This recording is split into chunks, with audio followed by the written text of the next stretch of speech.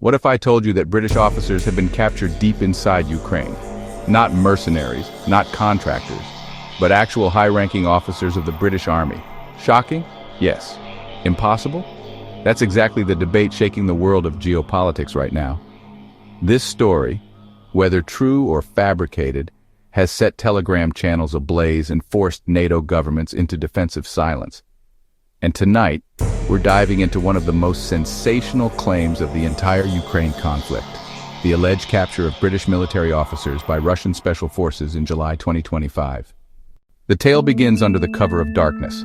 According to Russian intelligence leaks, paratroopers and elite units, Alpha and Vimpel, launched what they describe as Operation SCAT-12. Their target, a secret Ukrainian naval command post near the Ochakiv area, south of Mykolaiv.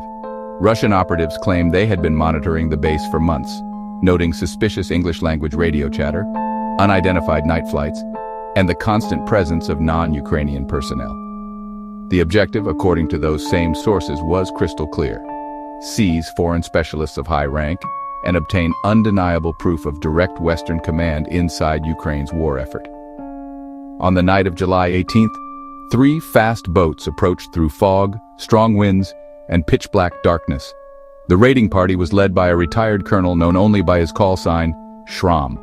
Within minutes, they allegedly secured the perimeter, neutralized Ukrainian guards, and stormed the command post. And here's where the story explodes.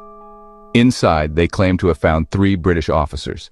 Not just any officers. Names are given. Colonel Edward Blake, linked to the 77th Brigade of Psychological Operations.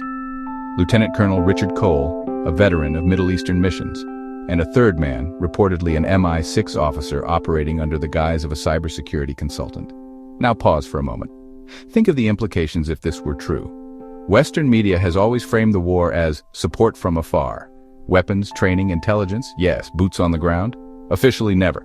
But this claim suggests direct NATO combat involvement. That would cross every red line and ignite a geopolitical firestorm. According to pro-Russian narratives, that's exactly what happened. They say maps of Crimea's strategic targets were seized, along with Ukrainian air defense schematics, classified weapons logistics documents, even encrypted USB drives containing drone attack plans. Diplomatic passports, too. So how did London respond? With silence. And in international politics, silence is dangerous. Russian media framed Britain's refusal to comment as proof of guilt. NATO, they say, scrambled into panic mode, convening urgent meetings while the Kremlin sat calmly, holding all the cards. And Moscow's message was chilling. Defense officials allegedly declared that these officers would not be part of any prisoner exchange. They would be prosecuted under wartime law, regardless of their nationality. In other words, no special treatment for NATO officers. Not flags, not passports, not titles, only war. Reports even suggest London tried to use mediators, even reaching out to the Vatican, but Russia refused. Instead, Russian strategists presented Operation SCAT-12 as part of a new doctrine, what they call BARS operations, a wider campaign of covert sabotage across southeastern Ukraine. Railroads mysteriously exploding, hangars with US drones destroyed, Western instructors disappearing without trace. All without missiles, all without bombers. Just small sabotage teams operating deep behind enemy lines, echoing Soviet-era special forces tactics. According to Russian analysts, this marks a turning point. No longer positional trench warfare, but targeted strikes designed to cripple Western influence from the inside. And their closing message? Brutal. Whoever comes with weapons will return only as a name on the missing list. It sounds cinematic, it sounds terrifying, but here's the problem. There is absolutely no independent confirmation, none. No statements from NATO, no announcements from London, not a whisper from Western media outlets. And yes, I checked. The British Ministry of Defense website, NATO's headquarters, American defense portals, silence. Even Russia's own official Ministry of Defense website remains curiously quiet, though their Telegram channels repeat the story endlessly. So what are we dealing with? Most likely a classic case of Russian disinformation. And if you've been following this channel, you'll recognize the pattern. The narrative always follows the same script. Capture of high-ranking NATO officers, irrefutable proof of Western command, panic and humiliation for London or Washington, Russia regaining the upper hand with intelligence superiority. The goal is simple: delegitimize Western aid to Ukraine, portray Kiev as nothing more than a puppet, and spread doubt among Western populations about their government's involvement. Let's take the so-called Colonel Edward Blake, allegedly from the 77th Brigade. Yes, the 77th exists. It's a British Army unit specializing in information warfare. But there are no credible public records connecting any Edward Blake or Richard Cole to such an incident. In fact, searches reveal nothing tying these names to Ukrainian operations at all. And then there's the timeline.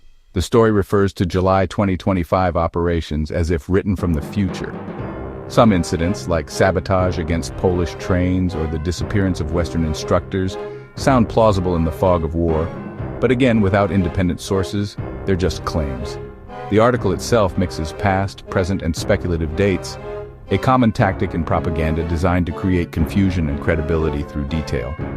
Here's another red flag. If 3 British officers were really captured, NATO couldn't possibly hide it. Think about it. Families would demand answers, journalists would dig, governments would be forced to acknowledge or deny. Silence across the board suggests one thing: there's nothing real to acknowledge. So what does this leave us with? A well-crafted piece of information warfare, a viral story that has already been shared across Telegram, racking up millions of views, repeated by multiple pro-Russian accounts with identical wording. The goal isn't accuracy, the goal is virality, the goal is doubt. And here's the thing, whether true or false, the impact is real. These kinds of stories sow confusion, weaken trust in Western governments, and give Moscow the chance to project strength at a time when battlefield reality might be far less flattering. In the end, the most credible conclusion is this: no, there is no verifiable evidence that British officers were captured in Ukraine during Operation SCAT-12. The details, names, and narrative align too perfectly with established Russian disinformation patterns. But let's not dismiss the significance. The very fact that such a story gains traction shows us the new battlefield of modern war. Perception. Information is a weapon. Narratives are as important as missiles.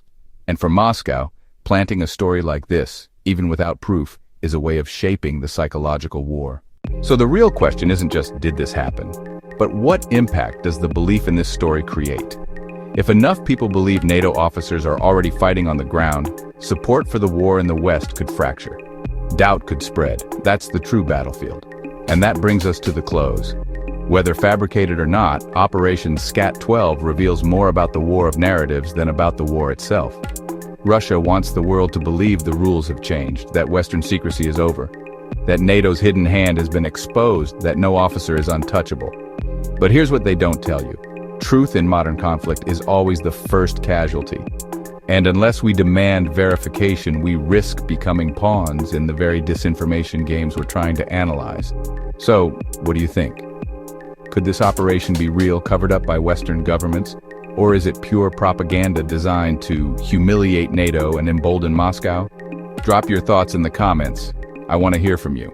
And if you found this breakdown useful, hit that like button, subscribe for more unfiltered geopolitical analysis, and join us next time as we continue to cut through the fog of war.